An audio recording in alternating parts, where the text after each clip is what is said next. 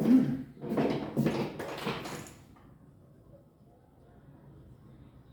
Evening.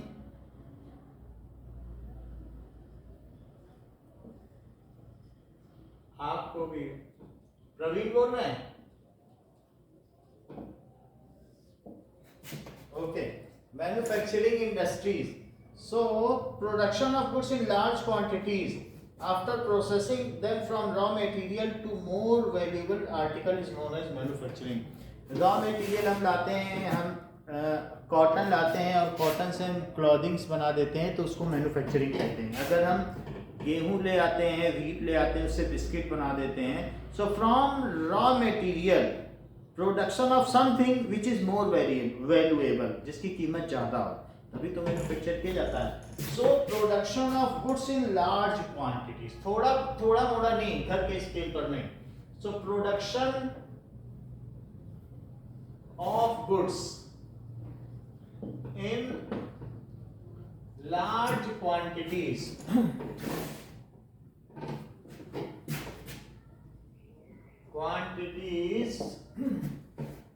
After processing them, यानी from raw material से हम बनाए,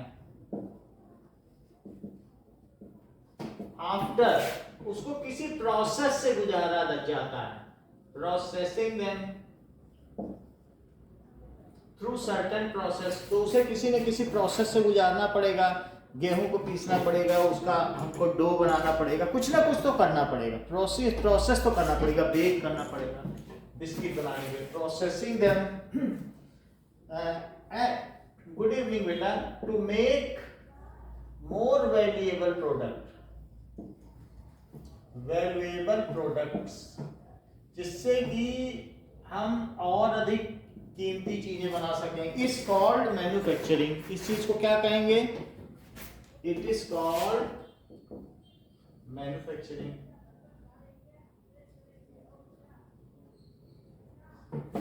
ना ऐसा ब्रिटिशर्स ने किया, वो हमारे यहाँ से रॉ कॉटन ले गए, उससे कपड़े बनाए और काफी पैसा कमाए। हमारे यहाँ का कॉटन सबसे अच्छा माना जाता है। सो चाइना के बाद नेक्स्ट गुड हमारे यहाँ का है। पीपल इंगेज, चाइना का रेशम सबसे अच्छा है, दैट इज सिल्क।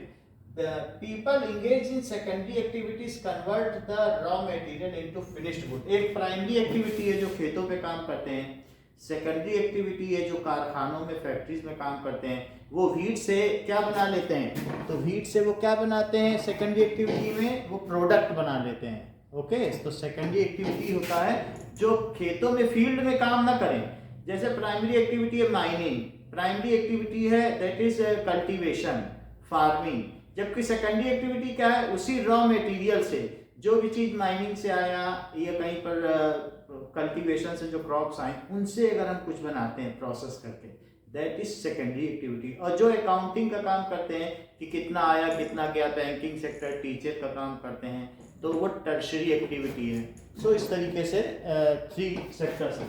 तो अब यहाँ लिखा गया है the people engaged in secondary activities. बोलो ये तीनों एक्टिविटी आप लोगों को मालूम है ना, प्राइमरी, सेकेंडरी एंड टर्शरी, ये कई बार बताई जा चुकी हैं। बोलो, सो पीपल इंगेज्ड इन टर्शरी सेकेंडरी एक्टिविटी,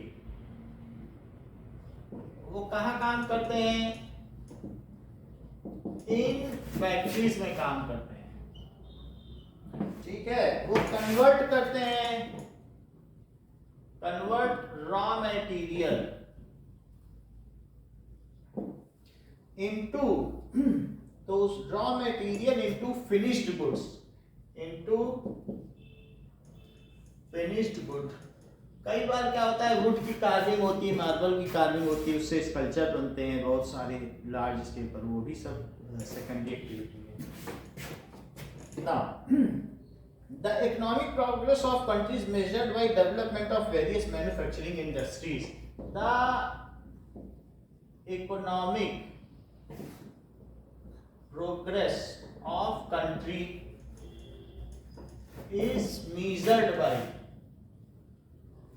तो कैसे मेजर की जाती है कि हमारे यहाँ किस किस चीज़ की इंडस्ट्री है। अब हमारे यहाँ पर सारी चीज़ें हैं, बहुत सारी चीज़ें बनाई जाती हैं, बहुत सारा कार का प्रोडक्शन होता है, लेकिन पिछले 2 सालों से कार का प्रोडक्शन 1/3 हो गया है। क्यों 1/3 हो गया है? क्योंकि जो कार में लगने वाली चिप है वो जो भी बनती है ताइवान में बनती है। ताइवान ने हमें सिलिकॉन देने से मना कर दिया, चिप भी देने से मना कर दिया। अब जब चिप ही नहीं बनेगी, पूरा आप कार की बॉडी बनाकर रखे हो, आयरन हमारे यहाँ अच्छा खासा है, आयरन हम एक्सपोर्ट भी करते हैं, लेकिन जब चिप ही नहीं मिलेगी तो हम हाई लेवल की कार नहीं बना सकते हैं, ऑटोमेटेड कार नहीं बना सकते हैं कि अपने आप उसका सेफ्टी गार्ड खुल जाए, सब कुछ हो जाए, वैसी कार नहीं बना सकते। तो हमारी कंपनियों में 2-2 साल से लाइन लगी है। 2 साल पहले लोगों ने रजिस्ट्रेशन कराया था, अभी तक कार नहीं मिली। क्यों नहीं मिली? क्योंकि हमारे पास सिलिकॉन चिप नहीं है। तो यहाँ बताया जा रहा है कि किसी देश की प्रोग्रेस इस बात से मेजर की जाती है कि उनके यहाँ कौन कौन सी मैन्युफैक्चरिंग इंडस्ट्रीज हैं, क्या उनके यहाँ सल्फ्यूरिक एसिड बनता है, क्या उनके यहाँ अमोनियम नाइट्रेट बनता है यूरिया के लिए, या और कौन कौन से बेसिक चीजें बनती हैं, अल्कोहल कितना बनता है। तो इस तरीके से, या फिर उनके यहाँ चिप्स की इंडस्ट्री कैसी है, सिलिकॉन चिप्स की, या किसी तरीके का जो भी है कैसा वहाँ का कंप्यूटर इंडस्ट्री या किसी भी तरीके का कैसा मार्केट है। So it is economic progress of country is measured by development of various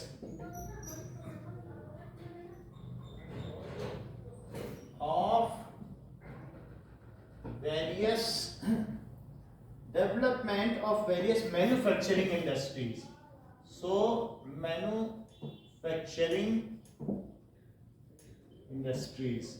So the tax levied on manufacturing industries. So the country runs basically on the tax levied on manufacturing industries. वो इतना GST दे देती है, वही market में जा रहा है। अगर हमारे मैन्युफैक्चरिंग इंडस्ट्री ना हो तो ऐसी स्थिति में कुछ ऐसे अरेबियन कंट्रीज हैं तो जो कंगाली की कगार पर पहुंच गए हैं, क्योंकि उन्होंने मैन्युफैक्चर नहीं किया, उन्होंने अपने यहाँ टूरिज्म का हब बनाए रखा और उसी से जो पैसा आया सब कुछ बाहर से खरीदा। बट अल्टीमेटली वहां पर भी क्लैश हो गए, सिविल वार हो गए और फिर सारा कुछ चला गया। So the sustainable development is directly indicated by manufacturing industries कि हमारे मैन्युफैक्चरिंग इंडस्ट्रीज भी हों और रॉ मटेरियल तो हमारे पास प्लेंटी है, सिलिकॉन और यूरेनियम को छोड़कर। यूरेनियम और सल्फर हम ऑस्ट्रेलिया से मंगाते हैं और सिलिकॉन के लिए भी हम दूसरे कंट्रीज पर डिपेंड रहते हैं। बट इसी के अलावा हमारे पास जो निकल कैडमियम बैटरी है, तो कुछ ऐसी भी चीज़ें, लिथियम बैटरी, लिथियम हम चाइना से मंगाते हैं, बट उसके भी हम कुछ न कुछ देख रहे हैं ऑप्शंस। अगर अल्टरनेट मिल जाते हैं तो फिर हम बहुत आगे निकल जाएंगे।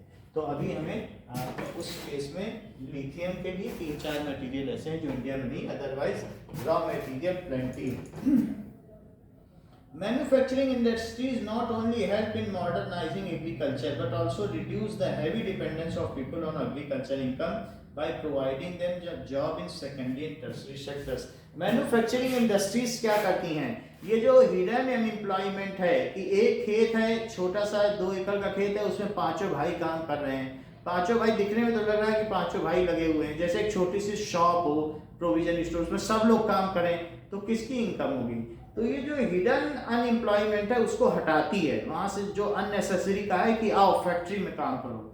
सो it removes the hidden employment, take them into factories and factory में काम करो, पढ़े लिखे हो तो टर्शरी वर्क करो, अकाउंटिंग का काम करो। तो मैन्युफैक्चरिंग इंडस्ट्रीज का ये काम है कि प्राइमरी सेक्टर से निकालना। प्राइमरी सेक्टर में अनसर्टेनिटी बहुत है और कई बार क्या होता है कि अनएम्प्लॉयमेंट का टाइमिंग भी बहुत है, जब खेती नहीं हो रही है, जब माइनिंग नहीं हो रही है, तो ऐसे टाइम पे बैठे हैं लोग। इस तरीके से मैन्युफैक्चरिंग इंडस्ट्रीज का रोल क्या है? सो manufacturing industries, so they not only help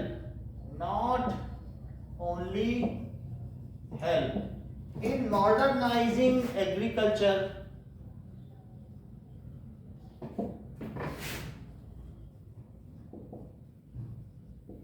जैसे कई कंट्री हैं तो वहां पर अमेरिका में चले जाइए तो एक सिंगल आदमी है तो वही प्लोइंग कर रहा है, इतनी बड़ी बड़ी मशीन है लेके चल रहा है, बड़े बड़े खेत हैं वहां पर, कई 100 हेक्टेयर्स के खेत हैं वहाँ। यहाँ तो 1 हेक्टेयर के भी 100 एकड़ हैं, तो वहाँ उसी में चल रहा है, उसी में थ्रेशर लगा हुआ है, उसी में कल्टीवेटर लगा हुआ है, सब कुछ हो रहा है। वहाँ 2-3 आदमी नहीं है, अगर यहाँ पर हो तो यहाँ हजारों लोग लग जाएं और उसमें भी पैसा दे दे करके जो है फील्ड लेबर लगाएं। बट वहाँ पर इस तरीके से नहीं है। इवन वहाँ पर जो है कहीं पर जहाँ पर भी कार पार्किंग है वो भी ऑटोमेटेड है, वहाँ कोई आदमी नहीं रहता है। आप अपना चिप डालिए, कार अपने आप पार्क होगी, अपने आप आ जाएगी। तो इस तरीके से मैनी ऑफ द सेक्टर में वो वेस्ट नहीं कर रहे हैं अपनी मैन पावर को टर्शियरी सेक्टर में जहाँ पॉपुलेशन नहीं है वहाँ पर भी काम चल रहा है। तो इस तरीके से आप एक आदमी से बहुत ज़्यादा आउटपुट ले सकते हो, बहुत ज़्यादा प्रोडक्शन होगा तो आपके ग्रॉस डोमेस्टिक प्रोडक्ट बढ़ेगा, जीडीपी बढ़ेगी, उससे आपके यहाँ रेवेन्यू आएंगे, डॉलर आएंगे। जितने ज़्यादा डॉलर आएंगे या उतना जितना ज़्यादा गोल्ड रिजर्व होगा उतना आपके कंट्री की इकोनॉमी में इम्बैलेंस नहीं रहेगा, इट विल बी स्टेबलाइज्ड। तो मैन्युफैक्चरिंग इंडस्ट्री ऐसा रोल अदा करती है। It due to this industry many of the things are export to other countries, जैसे महिंद्रा हो गया, टाटा हो गया, बहुत सारी गाड़ियाँ एक्सपोर्ट करती हैं, उनसे जो डॉलर्स आते हैं उससे गवर्नमेंट को टैक्स मिलता है। तो इस तरीके से देश का भी नाम होता है और साथ में देश की इकोनॉमी ट्रिलियन तक पहुंच जाती है। So now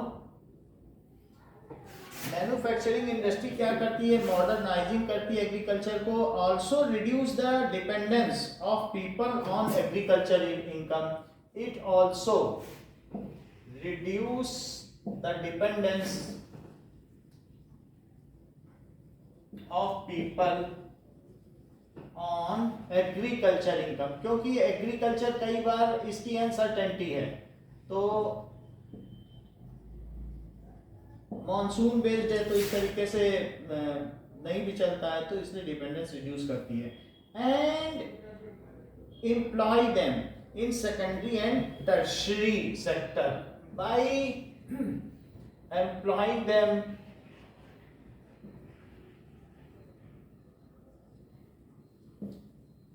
in secondary tertiary sector का मतलब है जो फैक्ट्री में काम करते हैं।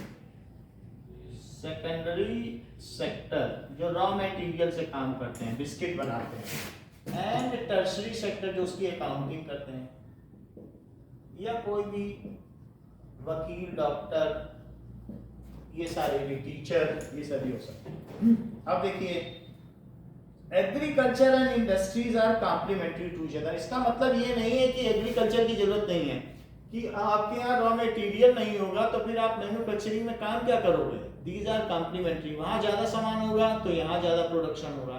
तो इसलिए agriculture and industry,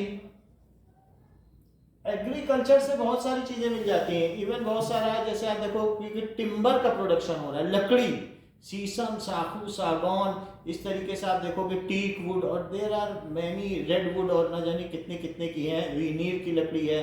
so there are a number of timbers, ऐसी लकड़ियां हैं जो बहुत कॉस्टली आती हैं और उनसे कितना फर्नीचर होता है जो एक्सपोर्ट भी होता है। So agriculture and industries are complementary to each other. एक में टू ईच अदर, अगर मान लीजिए केन शुगर उगा दिया उसने, शुगर केन उगा दिया, लेकिन अब फैक्ट्री कहती है हम तो नहीं लेंगे आपका शुगर केन, हम चीनी बनाएंगे ही नहीं, तो उसका सारा शुगर केन वो जला देगा अपने आप, क्योंकि उसको लेने वाला कोई फैक्ट्री नहीं है। और अगर वही शुगर केन से केन शुगर बन गई है, तो आप देखो इतनी ज्यादा केन शुगर बन गई है कि मार्केट में 20%, ग्लोबल मार्केट में 20% फॉल हो गया है चीनी का दाम। तब ऑस्ट्रेलिया और कनाडा पहुंच गए कि देखो इंडिया ने तो 20% फॉल करा दिया, हमारे यहाँ की 100 इंडस्ट्रीज का भट्टा बैठ गया, वो बैठ गई हैं। तो वर्ल्ड ट्रेड ऑर्गेनाइजेशन ने कहा इंडिया से कि तुम अभी अभी किसानों को सब्सिडी देना बंद करो, क्योंकि यूपी को शुगर केन का कटोरा कहा जाता है। तो इंडिया ने कहा it is not your jurisdiction to look after whether we are giving subsidy और नॉट। तो WTO को बोल दिया कि हम ऐसा नहीं करेंगे आपके हिसाब से, हमें जिसे सब्सिडी देना होगा, we are democrat and we are seeing the welfare of our own people, our people are poor and we will continue to give subsidy, you look after those whose industries are collapsed. सीधा बता दिया, तो हम कर सकते हैं हमें जो करना है। तो यहाँ पर आपने देखा कि रॉ मटेरियल होगा तो फिर शुगर केन से केन शुगर बन जाएगा, ये खाने वाली चीनी बन जाएगी। और नहीं तो आप उगाते रहिए, कोई कंजम्पशन नहीं तो क्या करोगे। इसी तरीके से डेयरी मिल्क है, वहाँ हजारों हजार गायें हैं गुजरात में, अगर वहाँ पर अमूल नहीं हो, अमूल की फैक्ट्री, तो उन गायों का दूध क्या होगा, वो उसको प्रोसेस करती है, उससे चीज़ बनाती है, पनीर बनाती है, क्रीम बनाती है, बटर बनाती है, कर्ड बनाती है, छाछ बनाती है, पूरे देश को सप्लाई कर देती है।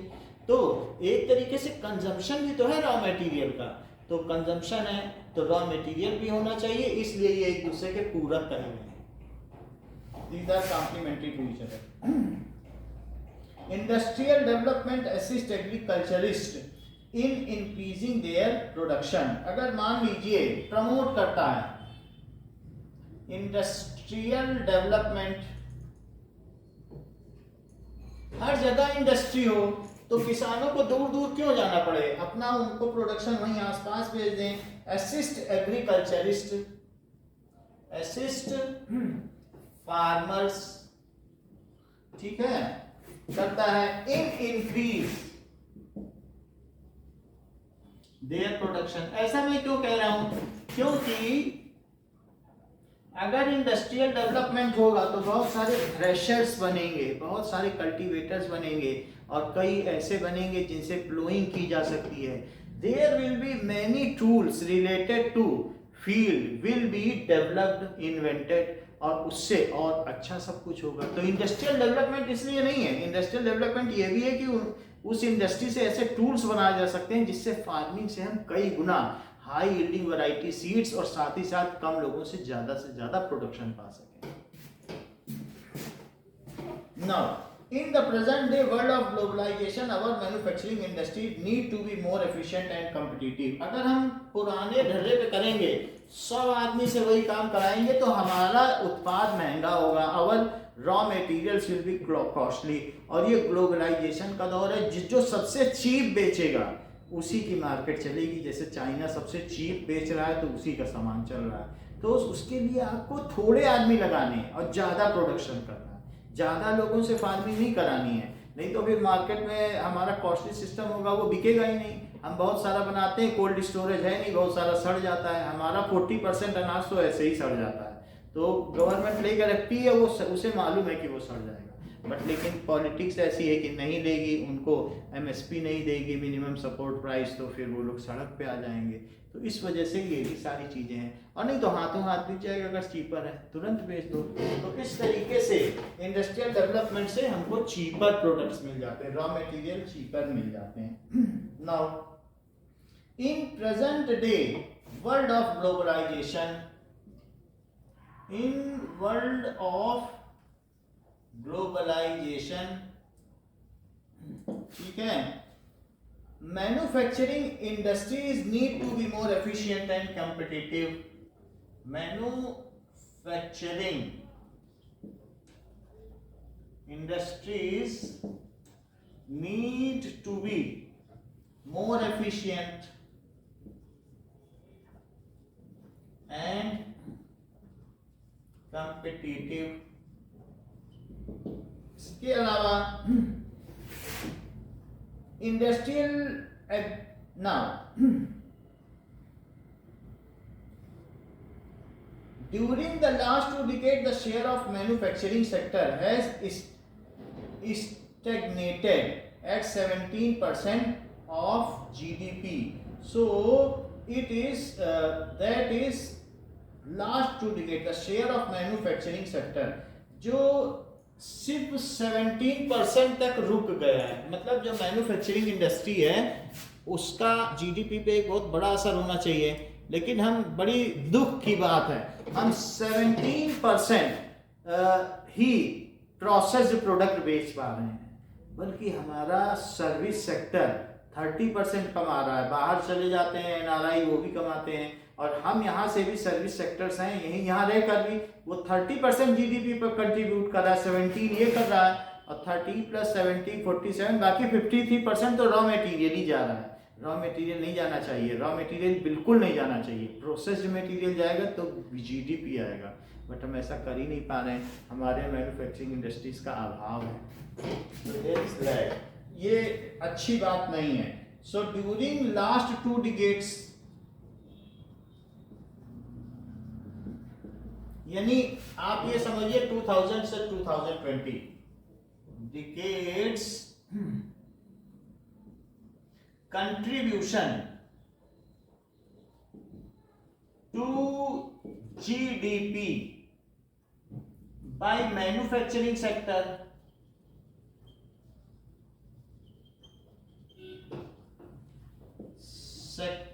Is stagnated. स्टैग्नेटेड का मतलब होता है कि उसी जगह रुक जाना, सड़ांध पैदा हो जाना। तो स्टैग्नेटेड का मतलब बढ़ ही नहीं रहा है, ये अच्छी बात नहीं है। एट 17% ही कंट्रीब्यूट कर रहा है। Since 2003 industrial growth has been between 9 to 10% per annum. सो हमारी industrial growth 9 to 10% per annum है। सो वैसे देखा जाए तो ग्लोबल पर्सपेक्टिव में ये अच्छी चीज़ है, क्योंकि कई जगह तो 6% है और वर्ल्ड का एवरेज भी 6% का है। तो आप कहेंगे कि 9 to 10% तो बहुत अच्छा है, बट लेकिन एक डेवलपिंग कंट्री के लिए ये कम है। और हमारी एफिशिएंसी या हमारे पास और इस तरीके के चांस हैं कि हम इसे बढ़ा सकें। So since 2003 the industrial growth देखो अलग अलग चीज है। इंडस्ट्रियल ग्रोथ का मतलब है इंडस्ट्री हर साल 9% बढ़ रही है। जैसे पिछले साल 100 इंडस्ट्री थी, तो अब अगले साल 109 होंगी, फिर 118 होंगी, 120। ये कम है, ज़्यादा होनी चाहिए। एक साल में 130 तक हो जानी चाहिए। इंडस्ट्रियल मतलब या उनका प्रोडक्शन रेट या इंडस्ट्री का बढ़ना, नई इंडस्ट्री बने जो भी है, जो उनका ग्रोथ है जो वो बना रहे हैं वो 9% ही बढ़ रहा है। It is very less. So industrial growth has been between 9 to 10%। उससे ज्यादा तो पॉपुलेशन बढ़ जाती है तो वो सारा बेकार हो जाता है। अब देखो, the national manufacturer competitive council has been set up to increase the development of manufacturing industries. So NMCC बनाया गया है। एनएमसीसी नाउ एमएसएमई बनाई गई है कि जो माइक्रो एंड मिनिएचर एमई जो इस इंडस्ट्रीज हैं, एंटरप्राइजेस, उनको गवर्नमेंट जो है कुछ पैसा देती है, 3 लाख 6 लाख कि आप पैसा लीजिए और अपने सेक्टर में लगाइए, और बाद में 2-3 साल तक तो आपको उसका लोन भी नहीं देना है। तो जो माइक्रो मैन्युफैक्चरिंग एंटरप्राइजेस हैं, तो micro scale manufacturing enterprises MSME, तो उसी के तहत एमएसएमई से ही हमको भी जायसवाल क्लासेस के लिए रजिस्ट्रेशन मिला है, तो उस पर हमें लोन मिल सकता है। तो कोई भी छोटा जो उद्योग बनाना चाहता है, कोई भी व्यक्ति, तो उसको गवर्नमेंट, मोदी सरकार पैसा देती है। ऐसा है एनएमसीसी। एनएमसीसी क्या है कि national manufacturing competitive council, national manufacturing competitive council. अगर आप कोई सामान बाहर भेज भी रहे हो और अगर आपका सामान गड़बड़ है, तो उस पर भी फिर बहुत सरचार्ज लगता है और पेनल्टी लगती है। तो ऐसा भी है, सामान आपको A1 क्लास का भेजना है। Set up to increase the development of manufacturing industries, set up to increase the development of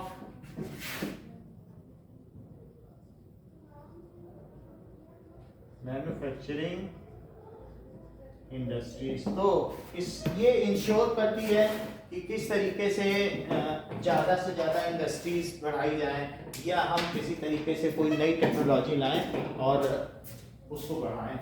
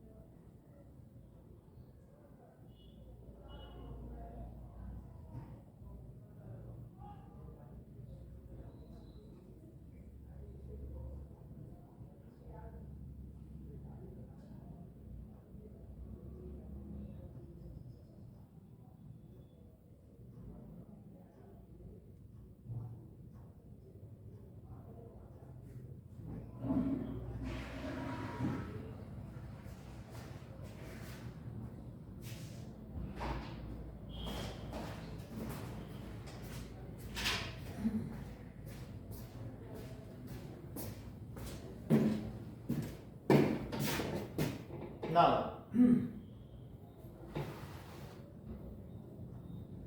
the location of industries is influenced by availability of raw material, labor, power, capital and market. अगर हम कहीं पर भी industries लगाते हैं तो हमें ये ध्यान देना पड़ेगा कि उस इंडस्ट्री से कितनी पास में रॉ मटेरियल है, लेबर उससे कितनी दूर है, या वहां पर जगह की अवेलेबिलिटी है कि नहीं, और फिर उसके कंजम्पशन के लिए जो मार्केट है। ऐसा नहीं कि आप रिमोट में लगा दिए वहां सब कुछ है, और फिर वहां से जो ट्रांसपोर्टेशन कॉस्ट है वो लंबी हो गई। तो ऐसी जगह लगाई जाए कि रॉ मटेरियल की डिस्टेंस, या फिर इसके अलावा जहां वो सप्लाई करेगा प्रिपेयर्ड मटेरियल उसकी डिस्टेंस, उन सब का कैलकुलेशन, ट्रांसपोर्टेशन कॉस्ट का और लेबर कॉस्ट, उसको देख करके इंडस्ट्री लगाई जाती है। और फिर उस पर्टिकुलर प्रोविंस या स्टेट का कैसा वहां पर रूल्स एंड रेगुलेशंस है, if it is in favour तो उसे लगाना चाहिए। जैसे कि टाटा ने नैनो लगाया था और वहां पर कम्युनिस्ट पार्टी थी वेस्ट बंगाल में, तो नैनो चल नहीं पाई, उनका नेचर इस तरीके का था, एंटी जो भी है बिजनेस, तो वो लोग काम नहीं करना चाहते थे। तो और ममता बनर्जी ने भी बहुत सारे रूल्स एंड रेगुलेशन लगा दिए। तो ये सारा हमें देखना पड़ता है, एक इंडस्ट्रियलिस्ट ये सारा देखता है ना। तो क्या कंडीशन है? The location of industry is influenced by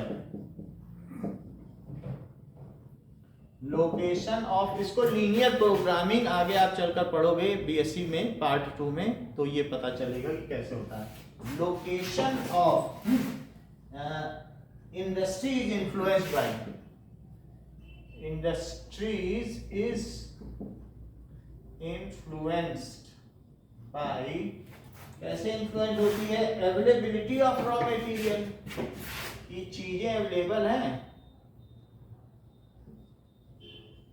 of raw material, फिर लेबर कॉस्ट, गुजरात में लेबर ढूंढने जाओ मिलेगा ही नहीं, बिहार में लेबर मिल जाएंगे, यूपी में लेबर मिल जाएंगे, लेबर कॉस्ट। इसके अलावा क्या होगा कि that is power, capital and market, कि वहां पर पावर की, दैट इज इलेक्ट्रिसिटी का कैसा है, और कैपिटल कि पूंजी कितनी लगेगी। अब आपको लगाना है तो वहाँ जमीन की और सब सारा कैलकुलेशन करा जाएगा। तो पावर, कैपिटल एंड मार्केट, क्या उसके कंजम्पशन के लिए मार्केट आसपास है, तो ये सारे फैक्टर डिटरमाइन करते हैं कि कहीं कोई भी चीज सुटेबल है इंडस्ट्री के लिए या नहीं है। इसके अलावा ये भी देखा जाता है कि अगर वहां से पोर्ट की सुविधा है तो वहां से सब जगह एक्सपोर्ट भी किया जा सकता है। मुंबई में कितनी मल्टीनेशनल कंपनी है, बनाया बाहर भेज दिया, तो वो कितना अच्छा है। तो वहाँ पर बहुत सारे वर्कर्स हैं जो बिहार से पहुँच भी जाते हैं, तो इस तरीके से चीप वर्कर मिल जाते हैं। रॉ मटेरियल गुजरात से पहुँच जाता है,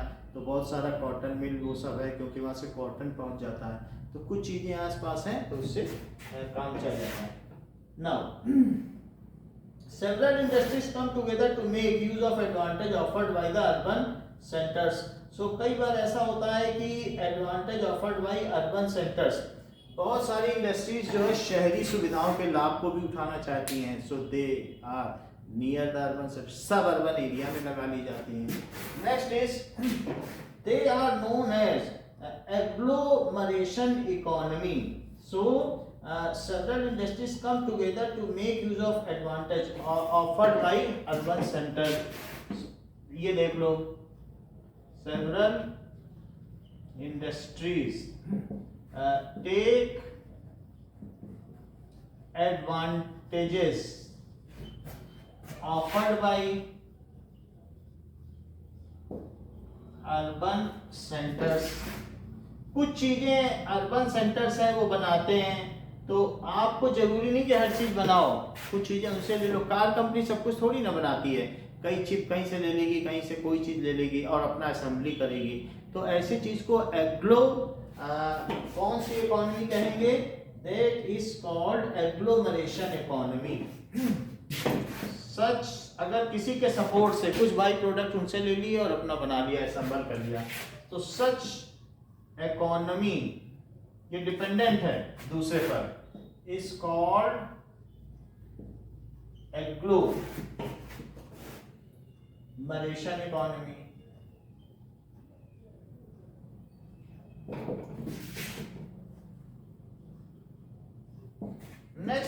The key to decide the location of industry is the minimum cost of operating it. फिर से वही बात आ गई लीनियर प्रोग्रामिंग की दैट इज की टू डिसाइड आप कहाँ लगाओगे इंडस्ट्री। ये है कि मिनिमम कॉस्ट ऑफ ऑपरेटिंग होना चाहिए, सब चीज़ों में सब्सिडी हो और आपका रॉ मटेरियल लाने में कम पैसा लगे और साथ में कंजम्पशन के लिए मार्केट में भेजने में कम पैसा लगे। सो ये चीज़ देखी जाती है। Now on the basis of source of raw material used, industries are classified as agro based and mineral based। तो raw material दो तरीके के हैं। तो on the source of raw material, manufacturing industries are, जो manufacturing industries दो तरीके की हैं।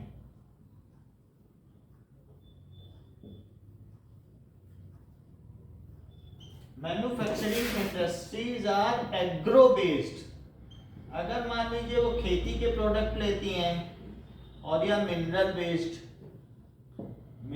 बेस्ड जैसे कि पार्ले जी बना रही है तो वो एग्रो बेस्ड है, जबकि टाटा स्टील है या SAIL steel authority of India limited है तो वो क्या करती है, वो स्टील को लेती है तो रॉ मटेरियल के तौर पर। तो एक है एग्रो बेस्ड और एक है मिनरल बेस्ड, तो उसको माइनिंग के प्रोडक्ट्स चाहिए।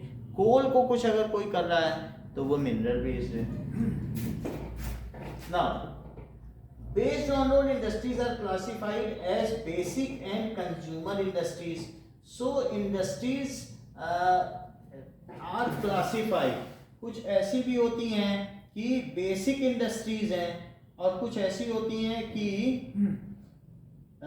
बेसिक इंडस्ट्री क्या चीजें हैं तो वो सीधा कंज्यूमर तक अपने प्रोडक्ट नहीं बनाती हैं। जैसे बेसिक इंडस्ट्री ऐसी होती है कि मान लीजिए उसने स्टील को प्योरीफाई कर लिया, मेटलर्जी कर ली, अब उस स्टील को लोग ले जाएं और उससे प्रोडक्ट बनाएं तो उसे कहेंगे कंज्यूमर इंडस्ट्री। जिसका प्रोडक्ट कंज्यूमर तक डायरेक्ट पहुंचे उसे कंज्यूमर इंडस्ट्री कहते हैं। और कुछ क्या कर दे, कुछ ऐसे हैं लेड की प्लेट बना के रख दे, अब कह दे ले जाओ इसको बैटरी बनाओ तो उसको कहेंगे बेसिक इंडस्ट्री। तो some are only refining the metals, but किसी ने अल्कोहल बना के रख दिया, अब अल्कोहल से तो बहुत कुछ चीजें बननी है तो वो उसकी बेसिक इंडस्ट्री है, वो कंज्यूमर के किसी काम की नहीं है। So there are many things जो कि अभी कस्टमर तक जाने के लिए तैयार नहीं है। कुछ चीजें रॉ मटेरियल से 2-3 प्रोसेस के बाद पहुंचती हैं कंज्यूमर तक, तो फर्स्ट प्रोसेस, सेकंड प्रोसेस, ये सब बेसिक इंडस्ट्रीज हैं। जो इमीडिएटली कंज्यूमर से पहुंचने से पहले वाली इंडस्ट्री है वही कंज्यूमर इंडस्ट्री मानी जाएगी। बाकी उसके पहले जो 2-3 प्रोसेस वाली हैं, हमने इनसे लेड लिया, हमने उनसे वायर लिया, आयरन लिया, तो ये सब बेसिक इंडस्ट्री है। फिर इससे हमने कोई चीज़ बनाई, हमने इससे एक इन्वर्टर बना लिया, बैटरी बना ली, तो हमने बैटरी सप्लाई की, मैं हूँ कंज्यूमर इंडस्ट्री। लेकिन जिससे लेड लिया, जो लेड बेच रहा है वो लेड तो हमें बेच रहा है दूसरी इंडस्ट्री को, तो वो बेसिक इंडस्ट्री है ना। अब देखिए तो बेसिक एंड कंज्यूमर इंडस्ट्री क्या है कि based on role industries are further classified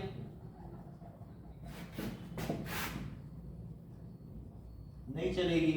मान लो अगर बेसिक इंडस्ट्री हो सकता है किसी चीज में बेसिक इंडस्ट्री की जरूरत ही ना हो तो फिर हम सीधा ले लेंगे, बट लेकिन ऐसा होता नहीं है। जैसे आप बिस्किट भी बना रहे हो पार्ले तो उसमें एसेंस डालोगे तो एसेंस एक बेसिक इंडस्ट्री हो गई। हो सकता है एसेंस सीधा भी लोग ले जाते हो तो वो कंज्यूमर इंडस्ट्री हो गई। तो बेसिक इंडस्ट्री ऐसी चीज होती है जिससे दूसरी इंडस्ट्रीज अपना प्रोडक्ट लेते हैं तो उसे बेसिक इंडस्ट्री कहेंगे।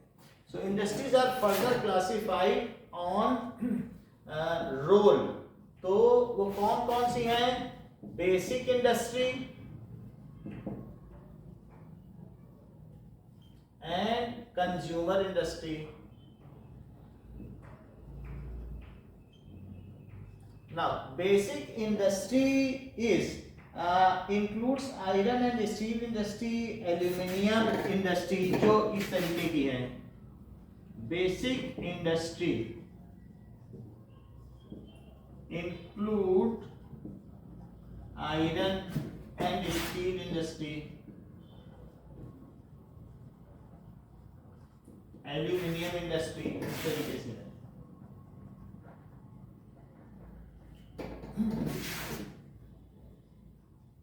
अब उससे ले जाके कोई एल्यूमिनियम फॉइल बना ले तो बनाए, फिर वो कंज्यूमर इंडस्ट्री हो जाएगी. If investment is more than 1 crore on any industry, then it is large scale industry. Consumer industry is that whose products are directly going to market for consumption. Consumer industry is that whose products are directly going to market, तो उसको consumer industry कहेंगे. Now next is,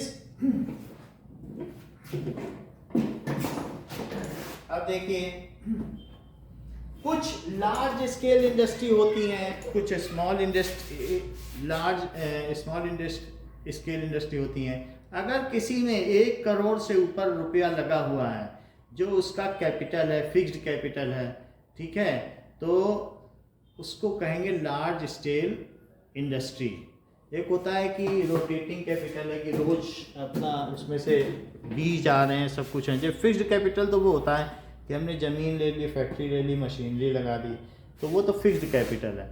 लेकिन एक दूसरा capital भी होता है कि that is on day to day basis, भी हमें जरूरत पड़ती है, तो वो वर्किंग कैपिटल कहलाता है.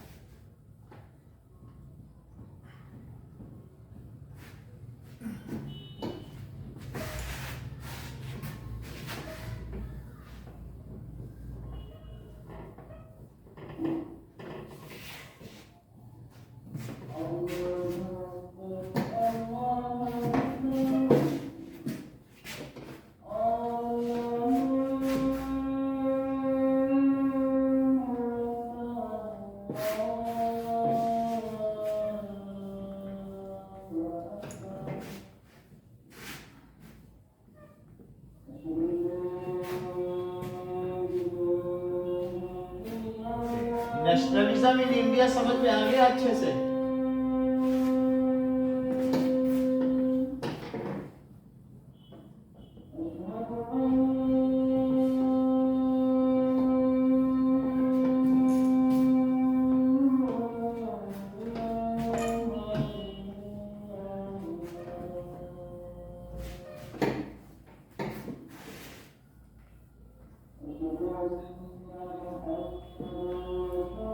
ऑफलाइन भी आ सकते हो.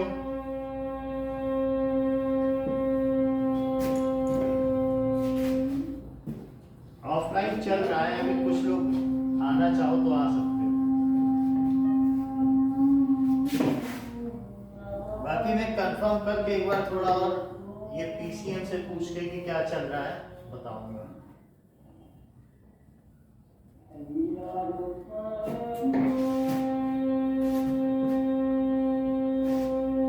उसमें क्या है कि आपको कंसेंट लेके आनी, बस ऐसा दिया गया है उस लेटर में.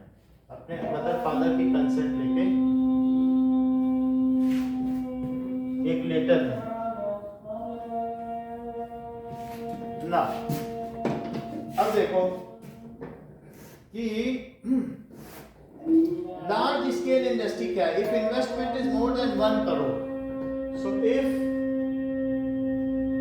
Investment is more than, then it is large scale industry.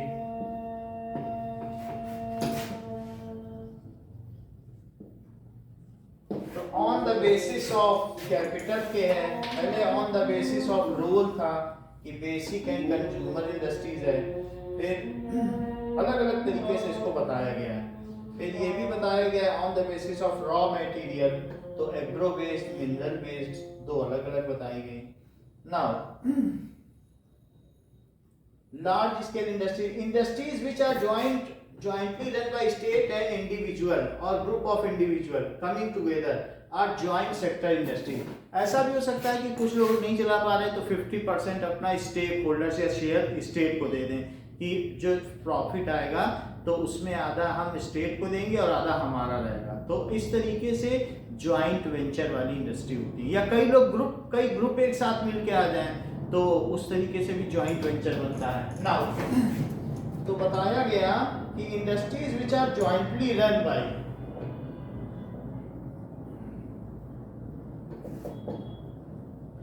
which are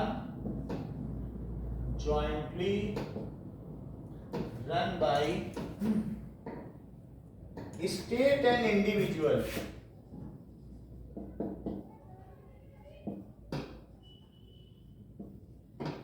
state और इंडिविजुअल मिलकर बड़े बड़े इंडस्ट्रियलिस्ट होते हैं, वो स्टेट के साथ मिलकर भी चला सकते हैं। 50% स्टेट का रहता है, 50% उनका रहता है। या फिर क्या किया जा सके, और group of individual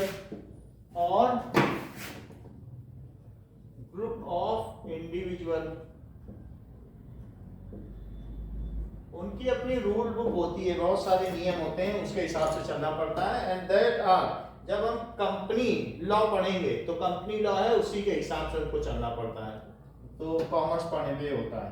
so group of individuals come together, तो जब वो ऐसे आ जाए under joint sector industries called joint sector industries, तो लोग मिल के आ जाए तो जॉइंट सेक्टर इंडस्ट्रीज है। Cotton, jute, silk, woollen, textile, sugar and edible oil industries are based on agriculture raw material. ये बताने की जरूरत नहीं है कि कौन कौन से एग्रीकल्चर है। कॉटन, जूट, सिल्क, ठीक है, वुलन, जो कैटल बेस्ड हैं वो भी एग्रीकल्चर है, क्योंकि कैटल एग्रीकल्चर पर ही चलती है। टेक्सटाइल कॉटन पे चलेगा, तो टेक्सटाइल, शुगर, एडिबल ऑयल, मूंगफली का तेल, एडिबल ऑयल आर, ये सब क्या है, एग्रीकल्चर बेस्ड इंडस्ट्रीज, ठीक है, are agro based industries and cotton, jute, wool and silk are the basic raw material for textile industry। इसमें फर्दर एक सब डिवीजन है। In this there is subdivision as textile industries, कपड़े बनाने वाली, which uses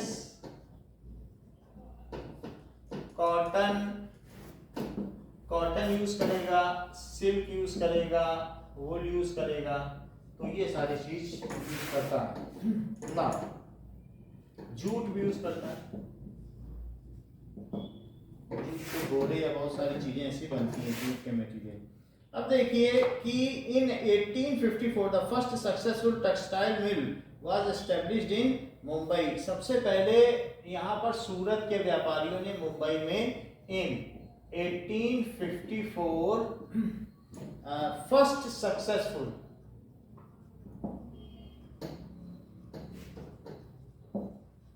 textile, कपड़े बनाने वाली textile mill was established. तब तक स्पिनिंग जेनी का आविष्कार हो चुका था इन मुंबई, जो एक साथ 1000 थ्रेड बना सकती थी। तो वो यूरोप में हुआ था, लेकिन इन लोगों ने, ये गुजरात के थे, तो ये लेकर के यहाँ पर आए और इन्होंने यहाँ पर शुरू किया। तो ये लोग पारसी लोग थे, तो पारसी लोग बहुत पैसे वाले थे, तो उन्होंने वो वहाँ से जो भी टेक्निक थी जाकर यहाँ पर इंडस्ट्री लगाई। अब देखिए, today there are nearly 1946 cotton and human made fibre textile mill in country. पहली मिल ये थी, there are 1946 textile mills running in country wide. तो कंट्री में इतनी टेक्सटाइल मिल है। Now the cotton textile industry is concentrated in cotton growing belt of Maharashtra, Gujarat and Tamil Nadu. तो जो कॉटन यहाँ से नहीं मंगाते हैं वो, और वहाँ की ब्लैक सॉइल है तो वहाँ कॉटन खूब होता है। तो cotton textile mill take raw material, वो कहाँ से लेगी? फ्रॉम महाराष्ट्र, ठीक है, Tamil Nadu and Karnataka.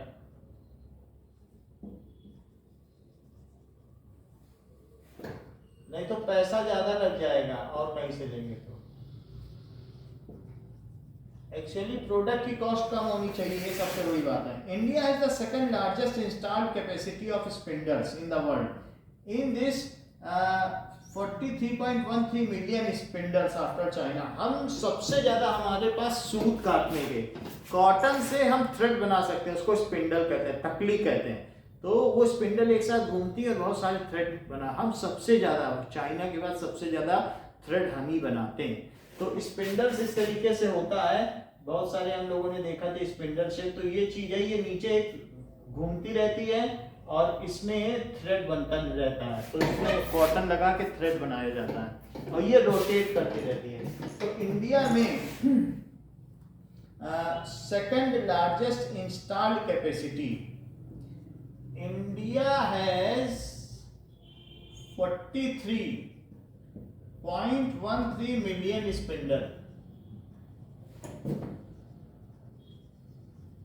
For thread making. Second largest after China, second largest after China. तो कॉटन इंडस्ट्रीज अभी जापान से भी हमारा ये पैक्ट हुआ है कि हम अपने कपड़े जापान में भेजेंगे और जापान और कहीं से कपड़े नहीं लेगा। India is the largest producer of raw jute and jute goods. पहले पश्चिम बंगाल था लेकिन अभी इंडिया हो गया। India is largest producer, sorry, that is Purvi Bengal, that is Bangladesh. So that is the largest producer of jute। तो उस jute का है और साथ ही साथ उसका जो मटेरियल है, जूट के बैग्स आप लोग देख सकते हैं, इसके बहुत आर्टिफैक्ट्स होते हैं। There are 80 jute mills in India, supporting 37 lakh workers and 40 lakh small and marginal factories. ये बहुत बड़ी बात है। देयर आर, आप स्केल देखिए, 80 जूट मिल्स, नंबर कम है लेकिन फिर भी 80 जूट मिल्स, ठीक है। In India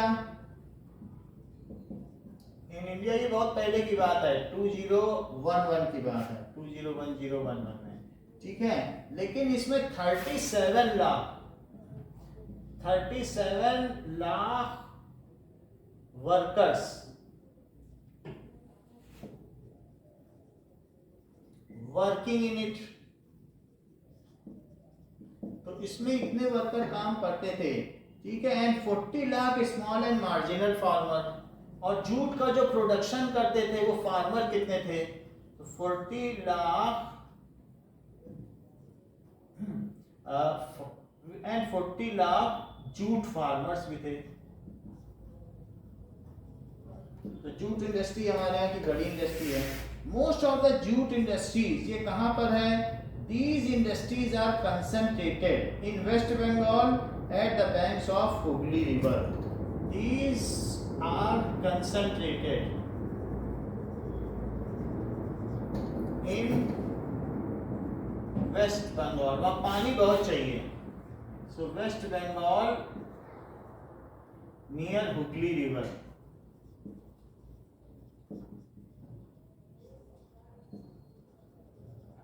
So it is also a large industry. Next is, देखो हमने बताया कि हमारे पास एक टेक्सटाइल इंडस्ट्री बहुत बड़ी, इतने मिलियन उसमें स्पिंडल्स हैं। दूसरा जूट इंडस्ट्री हमने बता दिया। तीसरा है India stand second as world producer of sugar. तो शुगर के प्रोडक्शन में कनाडा को विश्व का केन शुगर का बाउल कहा जाता है, कनाडा के बाद हमारा स्थान है। तो इस तरीके से इंडिया स्टैंड सेकंड ठीक है। In production of sugar India is second largest sugar producer.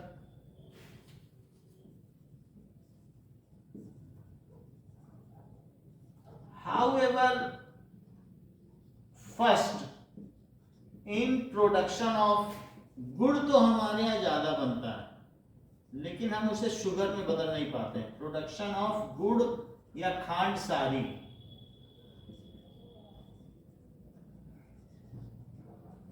गुड़ से बनने वाली चीनी, गुड़ की चीनी जो येलो चीनी होती है। तो इस तरीके से हमारे पास तीसरा एक और इंडस्ट्री है, वो गुड़ का है या शुगर का ले लो, शुगर में सेकंड है। There are 662 sugar mills in country spread over Uttar Pradesh. Mainly Uttar Pradesh में बहुत केन शुगर है। So there are 662 sugar mills spread over UP, Maharashtra में भी है, Maharashtra. Sugar is consumed all over in country. Bihar, Karnataka, Tamil Nadu, Andhra Pradesh and Gujarat. Bihar, Tamil Nadu, Andhra Pradesh and Gujarat, जिसमें से यूपी में सबसे ज्यादा है। अगर आप देखेंगे तो half of the sugar is produced in UP, जितना भी इंडिया में होता है, along with Punjab, Haryana and MP. तो पंजाब, हरियाणा एंड एमपी, इन सभी जगहों में तो शुगर का भी इंडस्ट्री है। अब चौथे नंबर पे क्या आ रहा है? Iron and steel industry is located where the raw material is available. तो ठीक है, आयरन इंडस्ट्री तो वही होगी। India rank fourth in world crude steel production and is a large producer of iron. तो इंडिया स्टैंड फोर्थ। सबसे बड़ी बात क्या है कि हम इस आयरन में फोर्थ हैं, लेकिन हम रॉ आयरन एक्सपोर्ट कर देते हैं। चाइना उसका फायदा उठाता है, हमसे रॉ आयरन लेता है और उससे वो आइटम बना करके फाइनल फिनिश्ड प्रोडक्ट बना के बहुत ज़्यादा रेवेन्यू कमाता है। So India is fourth. So India stands fourth in export of, ठीक है, या production of crude steel. Crude steel है, फिर उसे और प्यूरिफाई किया जाएगा, ये। तो ये फोर्थ हो गया। Bauxite is the raw material. हमारे अर्थ में अगर देखा जाए तो सबसे 1 नंबर में एल्यूमिनियम आता है, और एल्यूमिनियम में बॉक्साइट दैट इज Al2O3 और XH2O, ये उसका फार्मूला है। Al2O3 मानिए, एल्यूमिनियम ऑक्साइड, और फिर थोड़ा वाटर का मॉलिक्यूल। तो बॉक्साइट जो चीज है दैट इज इन अर्थ के क्रस्ट में सबसे ज्यादा मैटर है, और हमारे इंडिया में तो निकलता ही है। तो बॉक्साइट में भी हम बहुत आगे हैं। Raw material used in aluminium smelting. Bauxite, bauxite क्या चीज है? दैट इज Al2O3 और XH2O is used in aluminium and smelting. उसके प्योरिफिकेशन के लिए उसकी हमारे यहाँ कोई कमी नहीं है। एल्यूमिनियम बहुत सस्ता है हमारे मार्केट में, ठीक है, एल्यूमिनियम के बर्तन भी बहुत सस्ते हैं। So it is the chemical industry in India. इसके बारे में ज्यादा बताया नहीं गया बॉक्साइट के बारे में कि कौन सी रैंकिंग है। केमिकल इंडस्ट्री, हम बहुत सारे केमिकल्स भी बनाते हैं, लेकिन हमारा 3rd रैंक है पूरे वर्ल्ड में। 3% जीडीपी केमिकल्स का। रैंक की तो बात नहीं की गई है। तो which contributes 3% to GDP? Chemical industries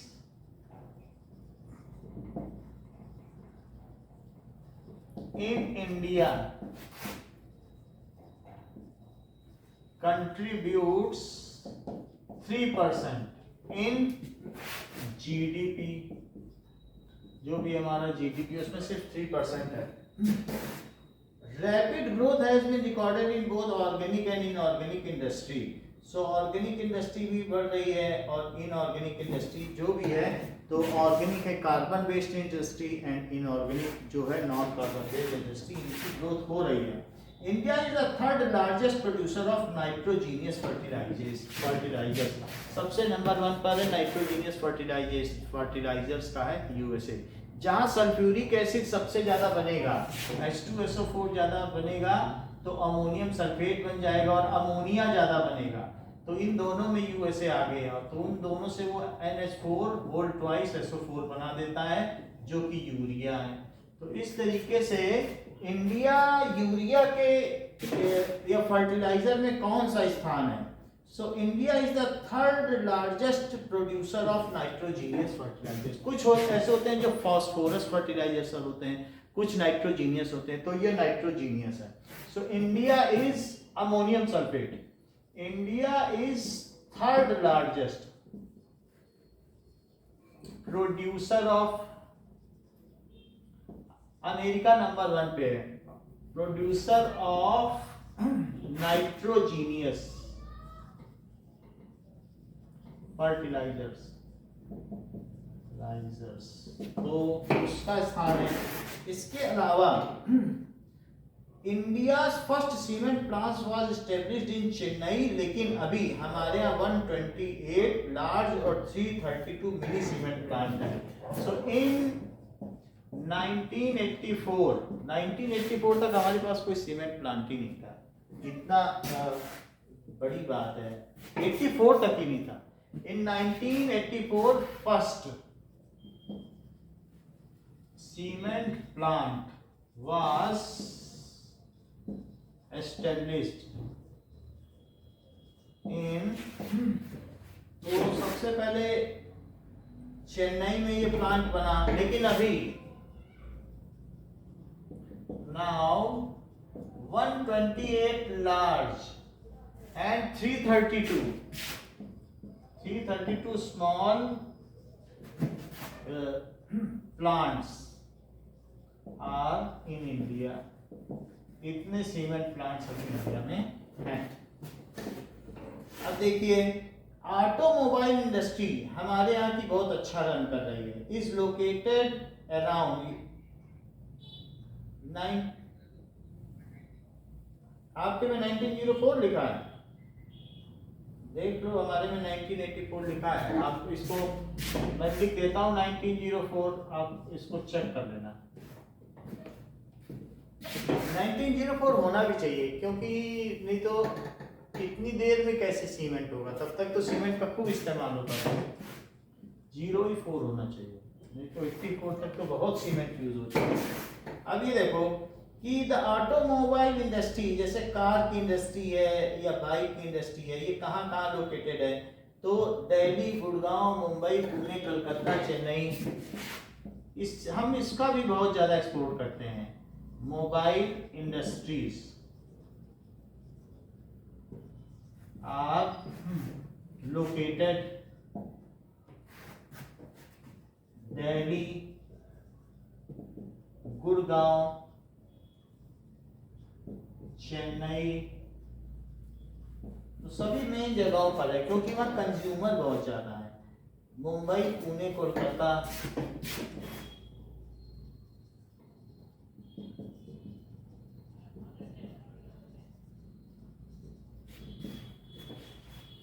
इस तरीके से है। लखनऊ, हैदराबाद, इंदौर, जमशेदपुर, बेंगलोर, सब मेन सिटी पे हैं। That is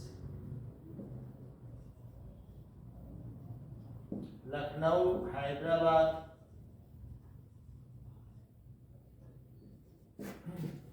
and Jamshedpur, Indore and Jamshedpur.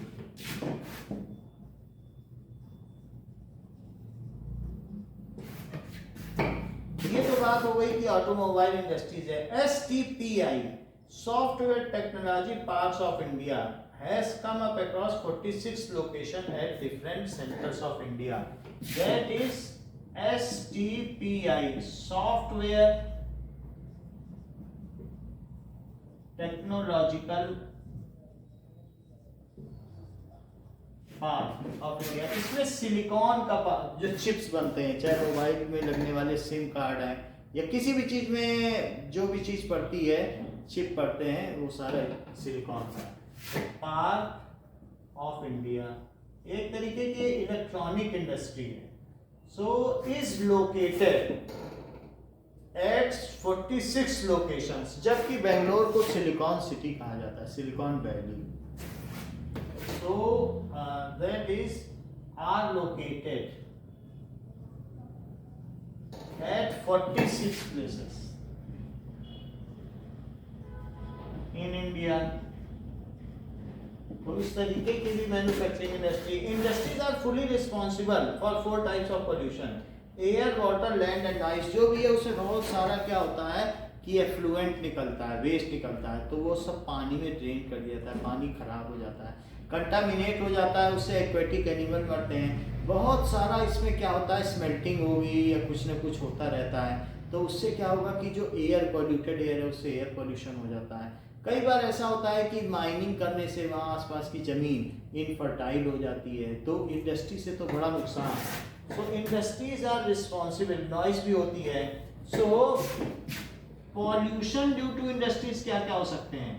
Pollution due to industries are air, water, ठीक है, सॉइल पॉल्यूशन भी होगा, सॉइल डिग्रेड होती है, एंड नॉइस पॉल्यूशन, जहां भी चलेगी तो शोर होगा। Waste from nuclear power plant cause cancer, birth defect and miscarriage. जो भी BARC है, भाभा एटॉमिक रिसर्च सेंटर है, 7 सेंटर्स हैं, उनमें मुंबई में है, चेंबूर में है, थाने में है, गुजरात में है, सूरत में और कई कई जगह है। वहाँ पर क्या होता है कि एटॉमिक बॉम्ब या इन सब का रिसर्च चलता है कि न्यूक्लियस को न्यूक्लियस से कैसे फिजन कराया जाए और उससे जो एनर्जी है उससे इलेक्ट्रिसिटी पैदा की जाती है। तो ये जो भी चीज़ है, इससे बहुत हॉट वाटर निकलता है, वो हॉट वाटर सब सी में डाल दिया जाता है और सी वाटर में बॉइलिंग वाटर डाल देने से बहुत सारे एक्वेटिक एनिमल मर जाते हैं। और जो न्यूक्लियर वेस्ट है, यूरेनियम जब वेस्ट हो जाता है तो थोरियम बनता है, उसमें भी अभी रेडियो एक्टिविटी है, तो उसको डंपिंग इन डीप ग्राउंड भी कर सकते हैं या डंपिंग इन सी। तो डंपिंग इन सी तो मना है, लेकिन डंपिंग इन डीप ग्राउंड जहाँ भी हम करते हैं तो वहाँ के लोग क्या होते हैं कि इम्पोर्टेंट हो जाते हैं, यानी उनके बच्चे पैदा नहीं होते हैं, या इस तरीके से इनफर्टिलिटी की प्रॉब्लम आ जाती है, या there are certain other problems हो जाती है। तो हमारा भाई BRC में वर्क कर रहा है, तो वहाँ इस तरीके की प्रॉब्लम है, बहुत लोगों के बच्चे नहीं हो रहे, उसकी खुद की दोनों किडनी खराब हो गई है, तो मेरे मदर ने दी है। तो इस तरीके से जो न्यूक्लियर वेस्ट का डिस्पोजल है, that is again a problem. उस थोरियम को कहाँ डिस्पोज किया जाए? कहीं पर कोई भी आइलैंड वाले उसे अपने यहाँ डिस्पोज ही नहीं करेंगे, कहेंगे यहाँ करोगे तो हमें रेडियो एक्टिविटी हो जाएगी। एक भी gamma, alpha, beta, gamma ray पड़ गई किसी पे तो मर गया। तो इस तरीके से nuclear waste from nuclear power plant, disposal of waste of nuclear power plant is another problem, causes cancer, miscarriage। बच्चा है, ठीक तरीके से इम्प्लांटेशन नहीं हो पाया तो मिसकैरिएज, तो प्लेसेंटा से टूट गया। बर्थ डिफेक्ट्स, बच्चे में डिफेक्ट रहेगा, DNA में म्यूटेशन हो जाएंगे, तो ये सारा हो जाता है। NTPC, national thermal power corporation is the major power providing corporation. तो ये क्या करती है? ये approach for preserving the natural environment and resources like water, oil, gas, where it is setting up power plants. तो एक और काम है, जो नेशनल थर्मल पावर प्लांट है उसका क्या रोल है? NTPC, national thermal power corporation,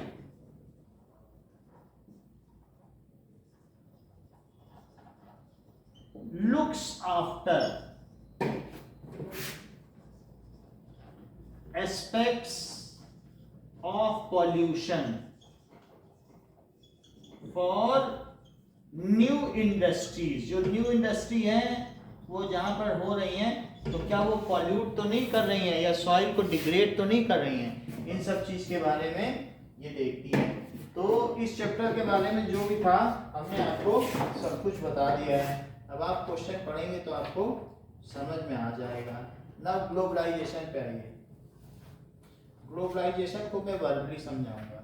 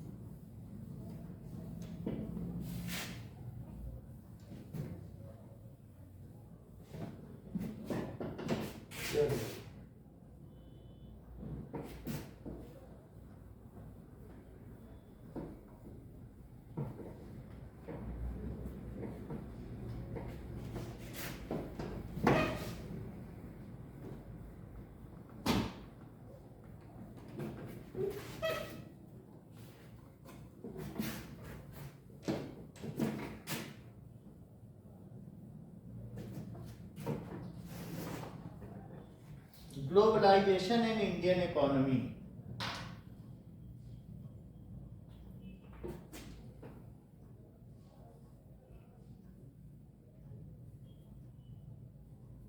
सबसे पहले देखेंगे कि ग्लोबलाइजेशन होता क्या है, कि और ये कब आया, हम ग्लोबलाइजेशन में कब हम कूद पड़े। देखिए, जो इंडियन इंडस्ट्रीज थी ना, तो इंडियन इंडस्ट्रीज में मनमोहन सिंह सरकार आई थी कांग्रेस की, उसके पहले ऐसा नहीं था।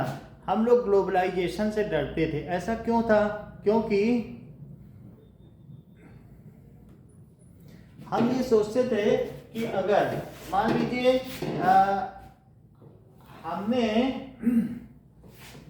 बाहर से सामान मंगाना शुरू कर दिया, वो चीपर होगा, तो वो सब सामान लोग ले लेंगे। फिर जो हमारे की टॉय इंडस्ट्रीज है या छोटे छोटे दिए बनाने की इंडस्ट्री, उनका सामान कोई नहीं खरीदेगा, तो बेरोजगार हो जाएंगे। तो वी वर हैविंग फियर कि हम बाहर की इंडस्ट्री को ना आने दें जिससे हमारा सामान बिके। लेकिन जो मनमोहन सरकार थे, उन्होंने ग्लोबलाइजेशन को ओपन कर दिया। उसने कहा कि तुम अपना सामान बाहर बेचो, अगर कंपटीशन है तुम सस्ता बना सकोगे तो बेच सकोगे, और बाहर को यहाँ आने दो तो उनका भी कंपटीशन होगा कि if they are cheaper than they can sell, otherwise you. तो एक कंपटीशन हो गया, बहुत सारे लोग इस पे पीछे भी पड़ गए और उन्हें अपना बिजनेस छोड़ना पड़ गया, क्योंकि वो उतना चीपर बना नहीं सके जितना बाहर वाले हैं। तो ग्लोबल मार्केट ये है कि जब भी आप दुकान में जाते हो, आपको वहां पर, आप चाहे ताइवान में हो, चाहे आप थाईलैंड में हो, चाहे नॉर्थ कोरिया में हो, या कहीं पर भी हो, आपको सारे वर्ल्ड के कंट्रीज का प्रोडक्ट मिलेगा। आप जिसको ले लो, आप देखो चीपर देख लो, ये देख लो, रिलायबिलिटी देख लो, लेकिन मिलेगा सब कुछ। ये अब ग्लोबल हो गया है, यानी जो वर्ल्ड ट्रेड है वो ग्लोबल हो गया है। कहीं का सामान कहीं भी मिल जाता है। इवन आप ऐसे कई प्लेटफॉर्म हो गए हैं, जैसे अमेजन हो गया, फ्लिपकार्ट हो गया, उसमें आप कहीं से कहीं भी मंगा लो। तो उसमें जो ओरिजिन ऑफ कंट्री नीचे लिखा रहता है, तो वो देना आजकल जरूरी हो गया है, क्योंकि मेक इन इंडिया की वजह से ये देना जरूरी हो गया बीजेपी के शासनकाल में।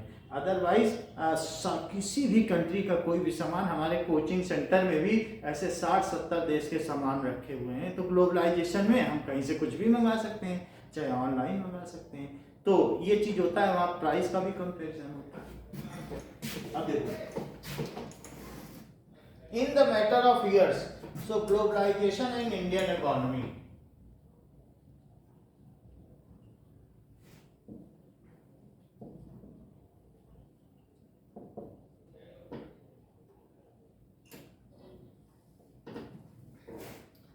markets have been transformed as consumers of today's world.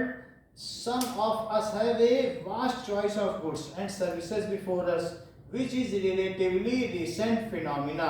So हमारे पास जो भी consumers हैं, they are having a vast choice of product. Not of one country, सारी कंट्री के उनके पास चॉइसेस हैं। जब वो एक चीज़ देखता है तो गूगल पे चेक करता है और ये देख लेगा कि कौन से कंपनी का, और हर कंट्री का सामान उसमें आ जाएगा।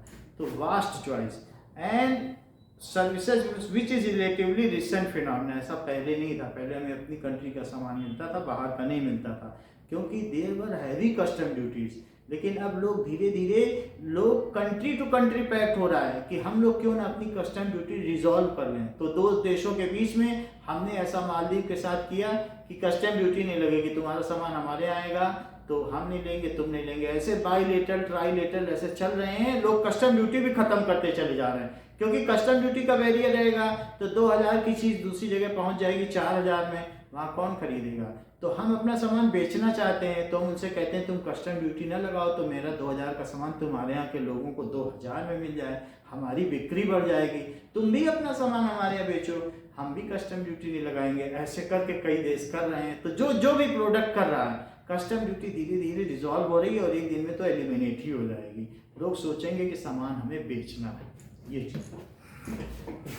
So, until the middle of 20th century, production was largely originated within countries. तो पहले क्या था, 20th century के मिडिल में, यानी 1950 की बात कर रहा हूँ। 20th century क्या है, 1900 से 2000 तक है। तो उसके मिडिल में the production is largely confined with in the country. जो कंट्री का प्रोडक्शन होता था और कंज्यूमर्स भी mostly of that country only, सब उसी कंट्री के होते थे। Colonies like India export raw material and imported finished goods. So colonies like India, India क्या करती थी ऐसे टाइम पे 1950 तक, हमने क्या किया, we were only exporting the raw materials, जैसे कि हमने कॉटन को किया, और या कुछ फिनिश्ड गुड्स होते हैं जो हमारी कार्विंग है या कुछ है वो कर देते थे, और कुछ तो नहीं करते थे। बाकी आगे now the trade crossed the boundaries of countries and spread at the world level at the multinational companies emerged। जब मल्टीनेशनल ऐसा हो गया जैसे मैकडॉनल्ड्स आ गई, तो मैकडॉनल्ड्स ने क्या किया कि जब उसके प्रोडक्शन बढ़ने लगे तो उसके जो हेड है उसके मन में एक आइडिया आया, क्यों ना मैं इसको यहाँ भी खोलूँ वहाँ भी खोलूँ। तो उसने 10 देशों में अपनी ब्रांच खोल दी। पहले तो उसने जो मैकडॉनल्ड्स हैं उसने ये चीज़ सिस्टम शुरू किया अपने किचन का लेआउट, कि किसी चीज़ को कैसे प्रोसेस किया जाए कि एक से दूसरे हाथ तक जाते जाते वो 7 मिनट के अंदर सामान पहुंच जाए, जो डिमांड करे 7 मिनट के अंदर उसके पास आ जाए, खड़े खड़े वहीं पे आ जाए। तो उसने इस तरीके से किचन को डिज़ाइन किया। वो डिज़ाइन इतना फेवरेट हो गया, और उसने ये भी रखा कि सेल्फ सर्विस का भी सिस्टम रखा, जो कि कभी उचित नहीं माना जाता था कि रेस्टोरेंट में सेल्फ सर्विस को तो एक डेरोगेटरी माना जाता था, अपमानजनक, लेकिन उसने शुरू किया। तो उसने सारा फोकस अपने कैटरिंग पे लगाया, वो चीज़ चल गई। फिर उसने मल्टीनेशनल में जगह जगह अपने मैकडॉनल्ड्स खोल दिए। तो इससे ये पता चला कि एक कंपनी अगर कई नेशन में अपने एजेंसी खोलती है या इंडस्ट्री खोलती है तो उसको कहते हैं मल्टीनेशनल कंपनी। तो इस तरीके से चाहे वो KFC चिकन हो या फिर मैकडॉनल्ड्स हो, या ऐसी कई कंपनियां हैं जो जगह जगह अपने खोल रही हैं ब्रांचेस, तो मल्टीनेशनल कंपनी की शुरुआत हो। अब जरा देखिए, सो MNC कंपनी हो गई। Gradually multinational company set up their factories where they can avail various facilities, जहाँ पर फिर मल्टीनेशनल कंपनी जहाँ चीप लेबर मिलता था और सब अच्छी मार्केट मिल जाती थी, गवर्नमेंट की तरफ से सब्सिडी मिल जाती थी कि यहाँ खोलो, हम ज़मीन फ्री में दे देंगे, अब लेबल करा देंगे। रूल्स एंड रेगुलेशंस जहाँ थोड़े डाइल्यूटेड होते थे, टफ नहीं होते थे, तो वे वहाँ खोल लेती थी। गवर्नमेंट पॉलिसी भी देखती थी। मल्टीनेशनल कंपनी को गवर्नमेंट प्रमोट भी करती थी, जिससे कि उनके यहाँ के अनएम्प्लॉयमेंट की जो प्रॉब्लम है वो भी रिजॉल्व हो जाए। आज हमारे यहाँ के कितने सारे लोग MNC में जाते हैं, उनको अच्छे अच्छे पैकेज मिलते हैं, और जो काम करने वाले लोग हैं, जो पढ़ने वाले लड़के हैं, उनको हाथों हाथ MNC स्कूल से उठा लेती हैं अच्छे अच्छे पैकेज देके, वो पढ़ाई भी नहीं पूरी कर पाते हैं। Multinational company invest only for profit making. तो ये काम क्या करती हैं, यहाँ से अगर आलू ठीक मिल रहा है तो उससे लेकर के उसके वो चिप्स बना देती, फिंगर चिप्स, तो उससे उनको बहुत प्रॉफिट है। नाउ मल्टीनेशनल कंपनी प्रॉफिट के लिए काम करती हैं। Expand their production by buying local companies in various countries. So expand their production by buying, वो ऐसा ही नहीं करती हैं मल्टीनेशनल। अगर मैकडोनल्ड्स आएगी तो छोटी छोटी और बर्गर की कंपनियों को अपने में मर्ज कर लेगी, और मर्ज कर लेगी तो by buying small companies so that it is the soul distributor of burger. तो एक ये भी चाल चलती है कि जिससे कि सब लोग जो उस जगह के हों उसी के यहाँ हैं।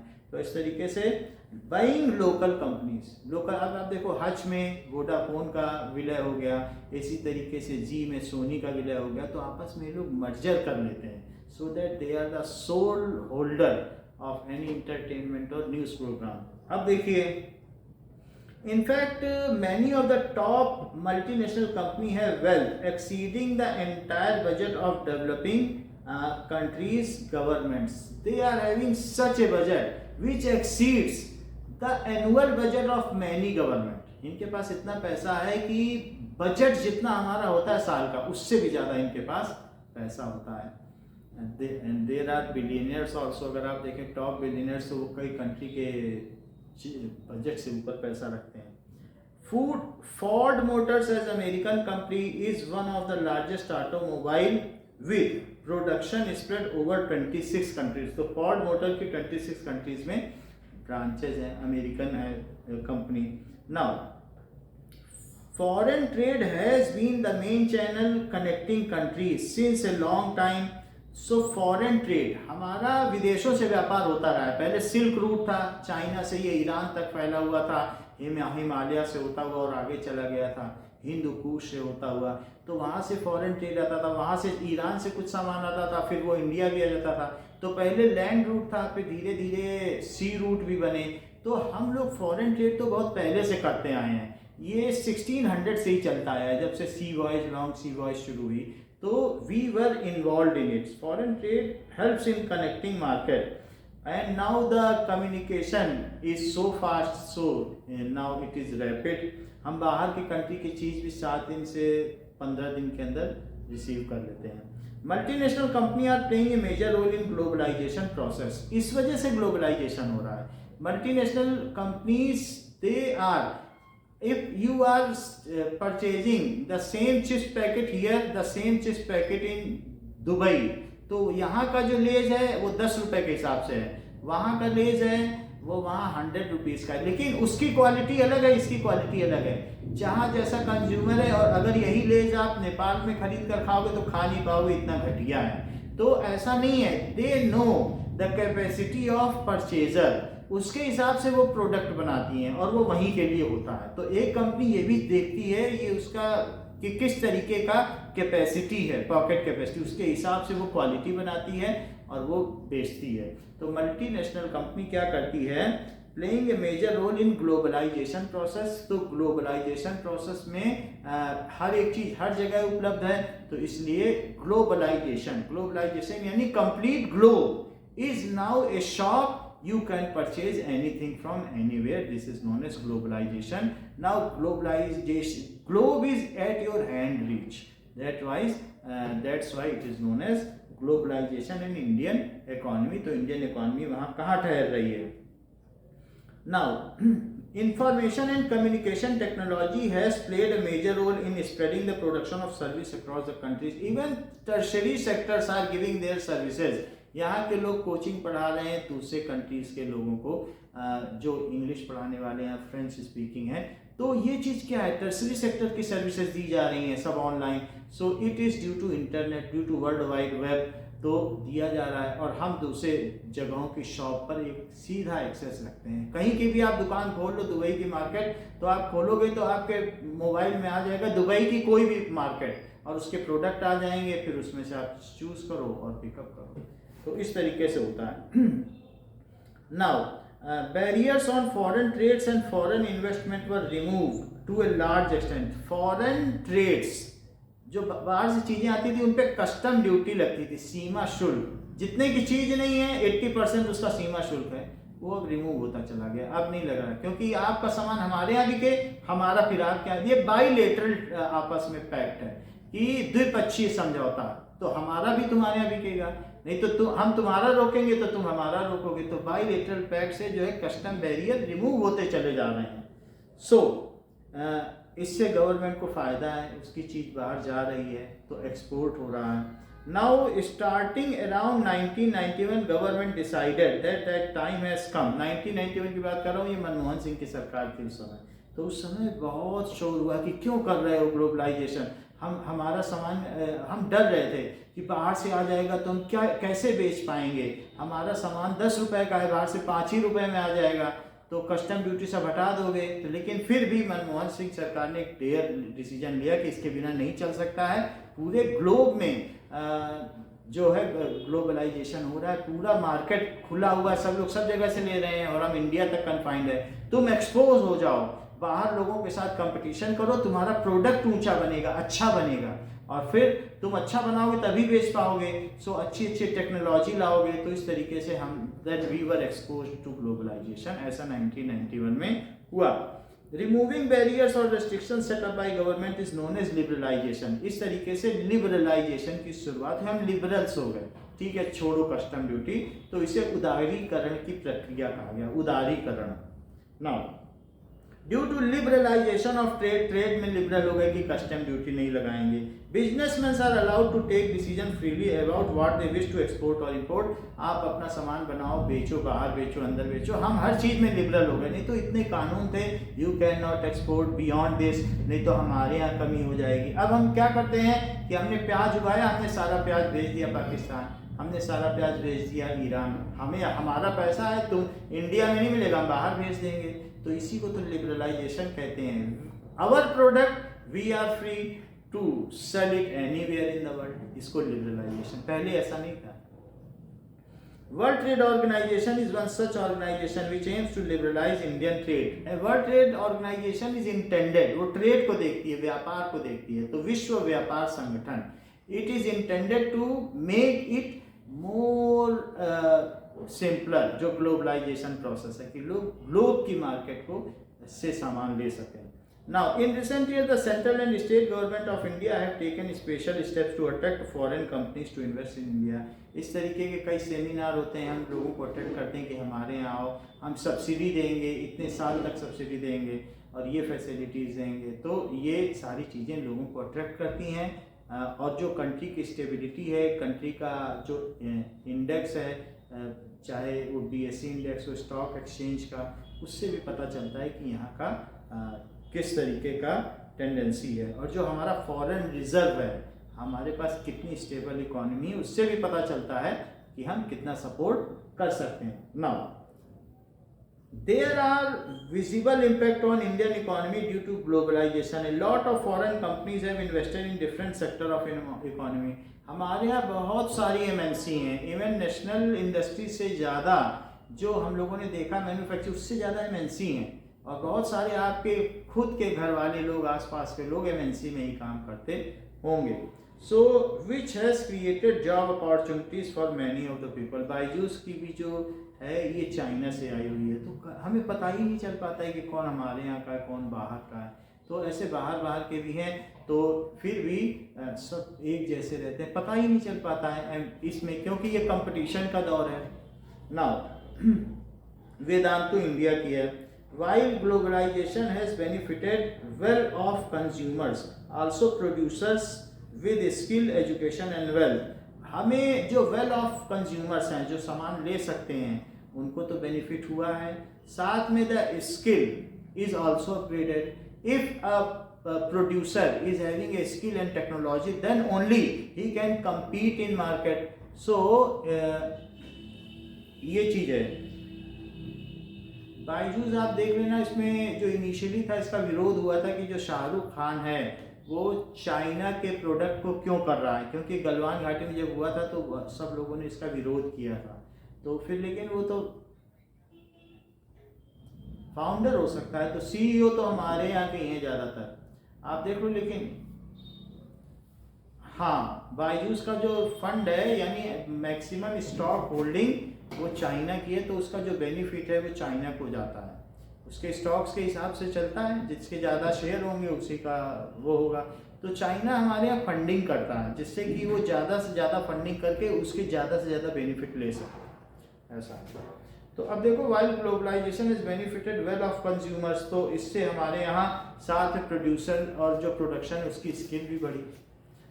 Fair globalisation creates opportunity for all and also ensures that the benefit of globalisation are shared better. अगर ग्लोबलाइजेशन फेयर है तो इससे सबको अपॉर्चुनिटी मिलेगी, क्योंकि ग्लोबल मार्केट ओपन हो जाएगी, सब चीज सबके लिए एक्सेसिबल हो जाएगा। हम कोई भी चीज है ग्लोब में है तो क्या है कि कोई गवर्नमेंट किसी पर बैरियर नहीं लगा पाएगी। हमें सिलिकॉन चाहिए, हम जाके कनाडा से ले आएंगे। हमको कहीं से, हमको मान लीजिए अगर फेयर ग्लोबलाइजेशन है और हमको लिथियम चाहिए, लिथियम की जरूरत पड़ रही है, और कोई कंपनी अगर चाइना में लिथियम बेच रही है, अभी नहीं हो रहा है, अभी वहाँ कम्युनिस्ट पार्टी बहुत सारी चीज़ें स्किलफुली वो कंट्रोल कर रही है, तो लेकिन अगर कंट्रोल करेगी तो उसका सामान बाहर बिकना बंद हो जाएगा। लेकिन अगर हमें लिथियम चाहिए, हम कॉन्ट्रैक्ट करेंगे चाइना की लिथियम की किसी भी मैन्युफैक्चरिंग हब से लिथियम ले आएंगे, ऑस्ट्रेलिया की कंपनी से करेंगे कि मुझे सल्फर दो, इसके अलावा ऑस्ट्रेलिया की कंपनी से हम यूरेनियम ले लेंगे। यूरेनियम तो खैर सरकार के अंडर में होता है। तो इस तरीके से ग्लोबलाइजेशन में हम कहीं से कुछ भी मंगा सकते हैं, हमको किसी गवर्नमेंट से बात करने की भी जरूरत नहीं है। However it should be fair and such disputes are resolve in World Trade Organization. अगर आपको कहीं भी दिक्कत आ रही है तो जो भी चीज़ें हैं तो उसको वर्ल्ड ट्रेड ऑर्गेनाइजेशन में रिजॉल्व किया जा सकता है। ग्लोबलाइजेशन पर इतना ही है, अब इसके क्वेश्चन आप पढ़ लें। Okay, thank you.